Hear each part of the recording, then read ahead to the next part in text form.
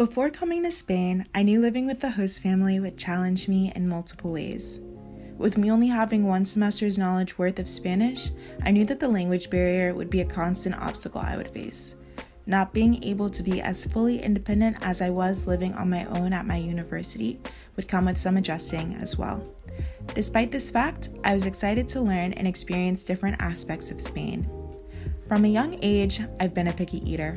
During my childhood summers in Jamaica, my grandma would often scold, curse, and/or beg me to eat various foods that she's cooked. Within the first week, I made sure to give my host mom, Isabel, a list of different things I did and didn't like to eat to help avoid conflict.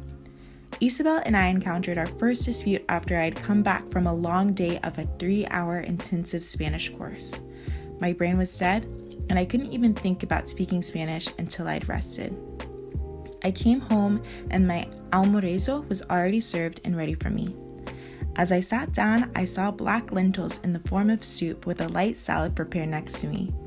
I ate the salad, barely touching the soup, and told my host mom politely, "Gracias por almuerzo," before attempting to leave the table. My host mother immediately started to speak loud and fast in Spanish, with her arms and body flailing in the air. My brain was trying its best to grasp small words to understand, but it wasn't helping. She was clearly visually upset, but I couldn't figure out if she was sad, mad, or just annoyed. I got so frustrated with the situation, I could feel my body tensing up and my eyes welling up with tears. Questions like, why can't she read my nonverbal cues, and why is she yelling at me, ran through my head. All I wanted to do was cry like an irritated toddler that wanted nap time. I'd never felt so misunderstood, and the language barrier was not helping. I called my mom, who luckily knew a little Spanish, to help translate what was going on and diffuse the situation. The next day, my host mom acted like everything was normal, and we never had a dispute. I knew that I needed to address the situation, but I didn't want to cause any more issues. I followed her lead and decided to continue minimizing our differences and avoid confrontation. Naturally, there was a snowball effect of issues surrounding her cooking and Spanish food. And less than a month later, we'd had 2 more disputes, each worse than the one before. We both seemed to be on thin ice with one another, and I decided that it may be a good idea to cultivate stillness and ask some CIEE advisors what their thoughts were to help dissolve the situation. After consulting and hearing different viewpoints, I finally decided to confront my host mom about everything that I had been bottling up. When engaging ambiguity, I learned that through old age, Isabel had gained a hearing disability, which could explain her loud way of speaking.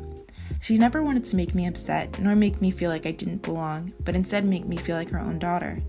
When examining the Spanish value lens, we can see that family and relations are a big part of Spanish culture. To her, she felt like I wasn't giving Spanish food a chance and would rule out trying food because of the way it might look. I reflected back on past meals, and in some cases, Isabel was right. Sometimes I would let my eyes speak before I got to try foods, and even when I didn't like the food she cooked, I would tell her I liked it to protect her feelings. When attending to judgment, I'd never considered that maybe Isabel's passion surrounding food came from her upbringing and came primarily from her desire to please me. Similar to my grandma, Isabel's cooking and food was the way that she professed her love, so it was easy for her to take offense to me not finishing a full plate of food. Everything seemed to become clearer after our conversation.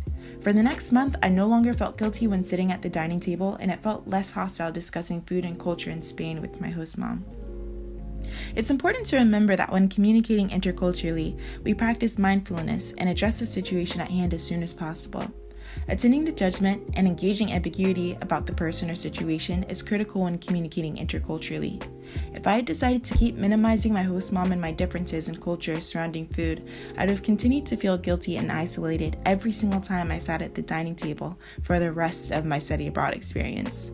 Now, I'm not saying this is easy. It takes time. In my case, I didn't get it right the first, second, nor third time.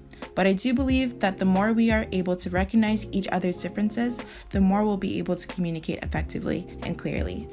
Overall, my time abroad has enriched my understanding of the world by helping me realize that despite our differences, we are all similar in one way or another.